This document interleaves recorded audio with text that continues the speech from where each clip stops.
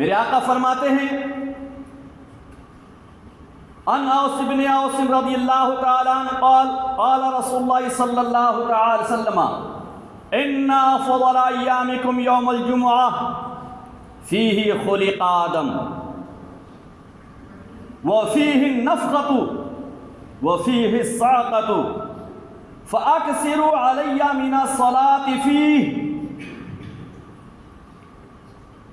فإن صلاتكم معروضة علي قال رجل يا رسول الله كيف تورد صلاتنا عليك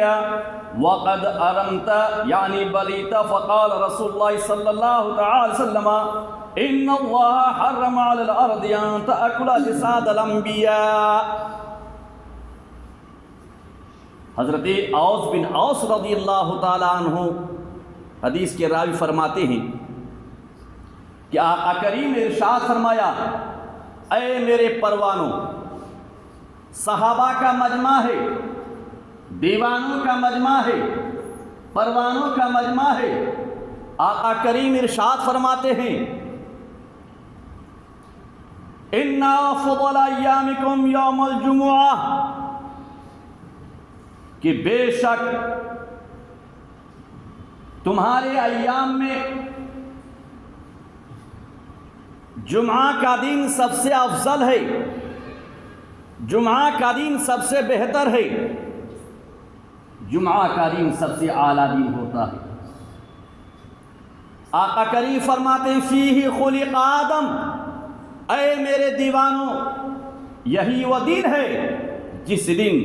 اللہ رب العزت نے تمہارے باپ آدم کی تخلیق فرمائی،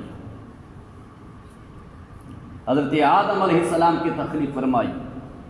وفیہ النفخۃ وفیہ الصاعقۃ، اور سنو یہی وہ دن ہے کہ اسی دن اللہ تبارک تعالی حضرت آدم علیہ السلام کی روح کو قبض فرمائے گا، اور یہی وہ دن ہے جس میں پہلی بار اور دوسری بار سور پھونکا جائے گا، یعنی جمعہ کا دن سور پھونکا جائے گا۔ میرے آقا فرماتے ہیں فَأَكْثِرُوا عَلَيَّ مِنَ الصَّلَاةِ فِيهِ، تو اے میرے پروانوں تم جمعہ کے دن کثرت سے مجھ پر درود و سلام بھیجا کرو، کثرت سے درود و سلام بھیجا کرو۔ کیوں؟ کیا ملے گا؟ میرے آقا فرماتے ہیں فَإِنَّ صَلَاتُكُمْ مَعْرُوضَةٌ عَلَيَّ، چونکہ جمعہ کے دن تمہارا درود مجھ پر پیش کیا جاتا ہے، مجھ پر پیش کیا جاتا ہے، میرے سامنے لایا جاتا ہے۔ میرے آقا نے جس حدیث کو ارشاد فرمائے تو صحابی رسول عرض گزارے قال رجل یا رسول اللہ، تو مجمع میں سے ایک شخص اٹھا اور کہا اے اللہ کے رسول کیف تورد صلاتنا علیک، کہ ہمارا درود و سلام آپ پر کیسے پیش کیا جاتا، آپ کو معلوم کیسے ہوتا؟ وقد ارمت، آپ تو مٹی میں مل چکے ہوں گے، تو ہمارا درود و سلام آپ پر کیسے پیش کیا جاتا ہے، آپ کو معلوم کیسے پڑتا ہے؟ میرے عزیزوں، میرے آقا نے ارشاد فرمایا فقال رسول اللہ صلی اللہ تعالی وسلم ان اللہ حرم علی الارض ان تاکل اجساد الانبیاء، اے میرے پروانوں سنو، بے شک اللہ تبارک تعالی نے انبیاء کرام کے جسموں پر زمین کو حرام قرار دے دیا، وہ نبیوں کے جسم کو نہیں کھاتی۔ فنبی اللہ حی، اللہ کے جتنے پیغمبر ہیں وہ سب کے سب زندہ اور تابندہ ہیں، تو تم جس قدر کثرت سے مجھ پر درود و سلام بھیجے گا تمہارے لیے دنیا میں بھی بہتر ہوگا اور قبر میں بھی بہتر ہے، قیامت کے میدان میں بھی تمہارا کام آنے والا۔ میرے عزیزوں، آپ کو معلوم ہوگا حضرت خواجہ نظام الدین اولیاء محبوب الہی رحمت اللہ تعالی علیہ فرماتے ہیں کہ حضرت بابا فرید گنج شکر رحمت اللہ تعالی علیہ نے ارشاد فرمایا کہ میں نے اپنے مشائخ کے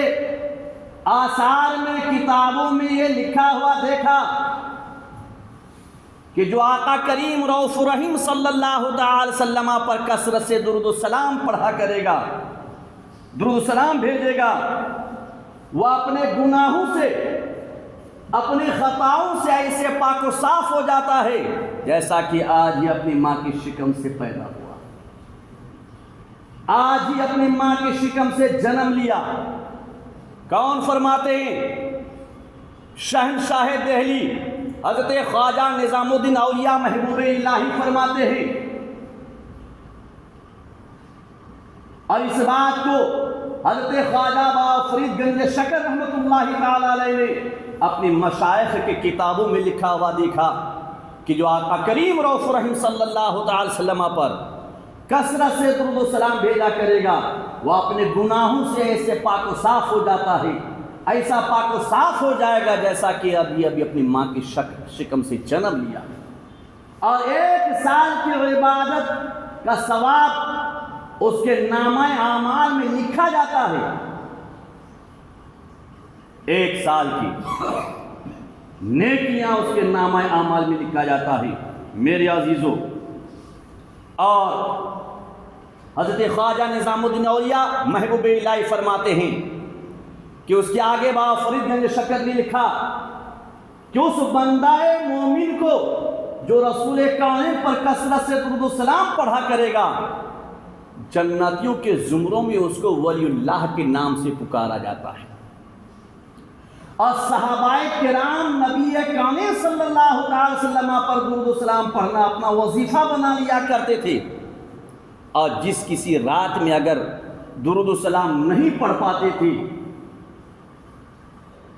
تو وہ نبی کے دیوانی، نبی کے پروانی افسوس کیا کرتے تھے، ماتم کیا کرتے تھے،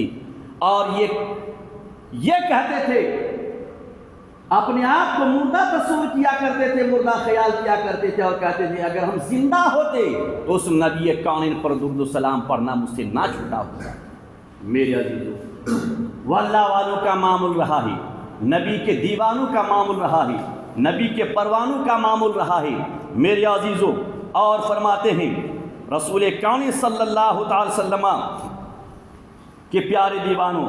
آقا کریم رؤوف الرحیم صلی اللہ تعالی وسلم ایک مرتبہ اپنے دیوانوں میں واز کرتے ہوئے آقا کریم نے ارشاد فرمایا، اے میرے دیوانوں سنو، میرے پروانوں سنو، تم میں سے جو اللہ کے راہ میں جہاد کرے گا، اسلام کو پھیلائے گا، رب تبارک تعالیٰ اسے 400 حج کا ثواب عطا فرمائے گا۔ اس حدیث کو امام الانبیاء نے، تاجدار کون و مکان، شفیع مجرمان نے اپنے دیوانوں میں ارشاد فرمایا، پروانوں میں ارشاد فرمایا، کہا تم میں سے جو بھی اللہ کے راہ میں جہاد کرے گا، دین کی حفاظت کے لیے، دین کو آگے بڑھانے کے لیے، دین کو پھیلانے کے لیے، اسلام کو پھیلانے کے لیے راہ خدا میں جہاد کرے گا، اللہ کے راہ میں نکلے گا، اسلام کو پھیلائے گا، دین کو پھیلائے گا، تو رب کعبہ کی قسم میں محمد عربی کہتا ہوں کہ قیامت کے میدان میں رب تبارک تعالیٰ اس مرد مجاہد کو، اس مرد مومن کو 400 حج کا ثواب عطا فرمائے گا۔ آقا کریم رؤوف الرحیم نے بسی حدیث پاک کو اپنے دیوانوں کے مابین ارشاد فرمایا۔ تو اس دیوانوں کے مجمع میں کچھ ایسے فرد بھی تھے جو مال میں طاقت نہیں رکھتے تھے، مال و زر نہیں رکھا کرتے تھے، وہ غریبی کی زندگی گزار رہے تھے، مفلسی کی زندگی گزار رہے تھے، وہ جہاد راہ خدا میں جہاد کرنے کی طاقت نہیں رکھتے تھے۔ دیوانوں کے دلوں میں ایک چوٹ پہنچی اور افسوس کرنے لگا کہ اس ثواب کو تو وہی حاصل کریں گے جو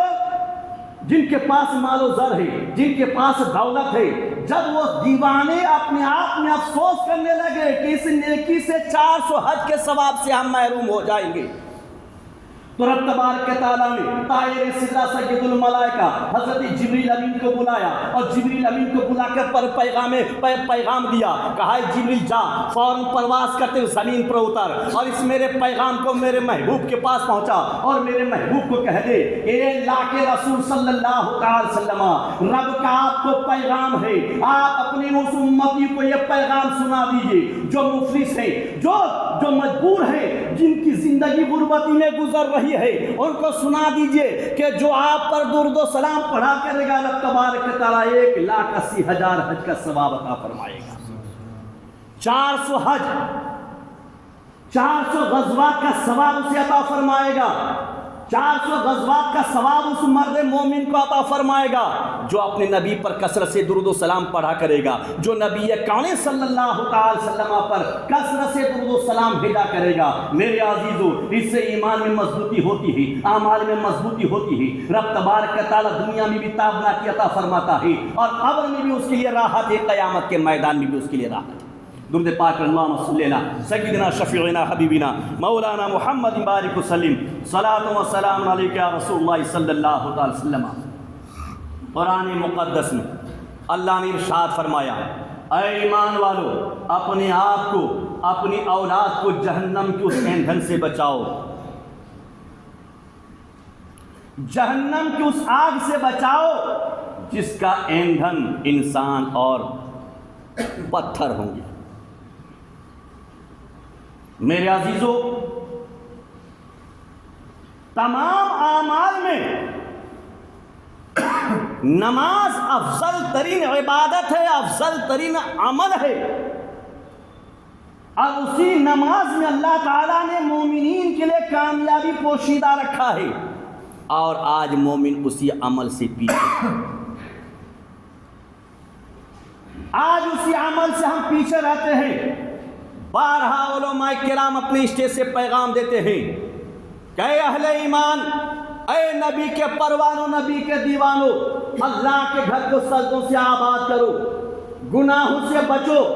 نماز پنجگانہ کی پابندی کرو۔ یہی وہ عبادت ہے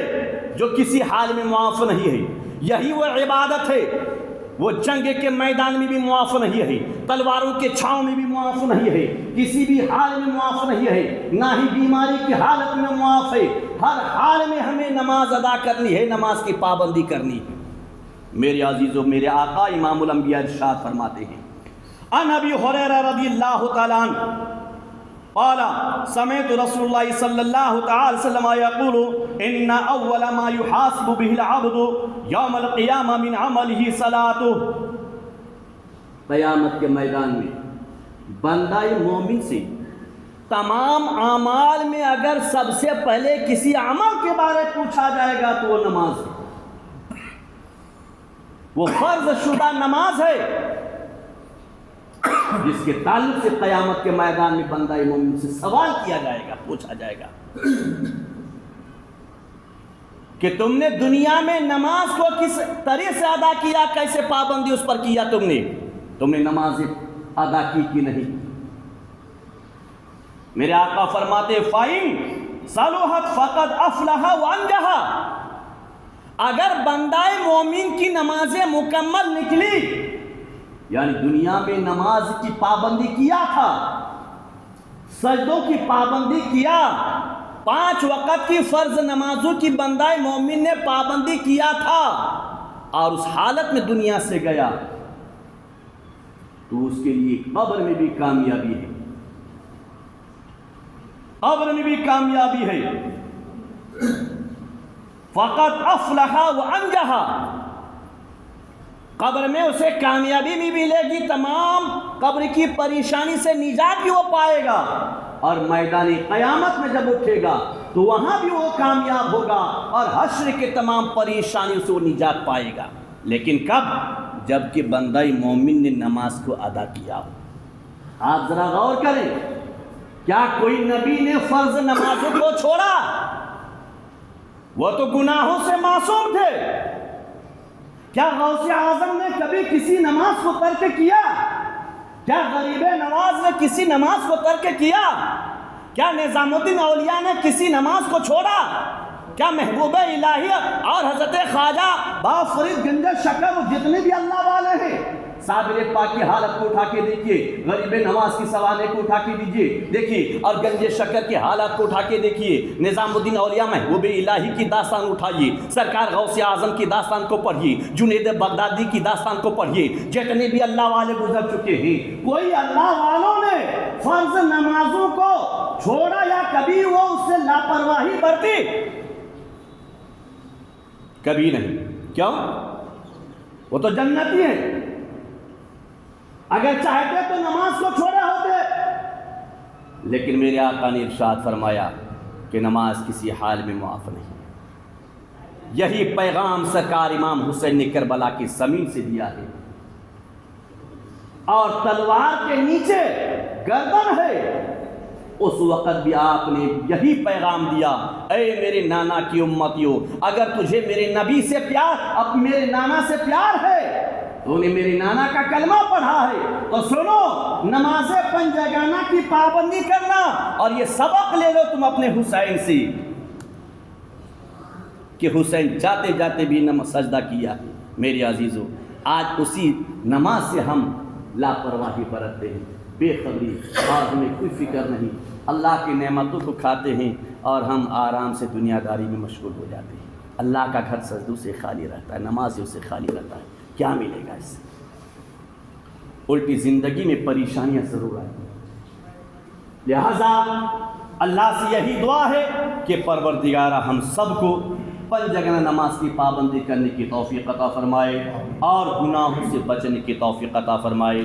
دین کے پیغامات کو عام کیجیے، نماز کی دعوت کو عام کیجیے۔ اللہ تعالیٰ جملہ مومنین کے مابین اتفاق، اتحاد، الفت و محبت قائم و دائم فرمائے۔ حادثات ارضی اور سماوی سے اللہ رب العزت جملہ مومنین کو اور ان کے اہل و عیال کو محفوظ و مامون فرمائے۔ وآخر دعوانا ان الحمدللہ رب العالمین۔ السلام علیکم و رحمۃ اللہ۔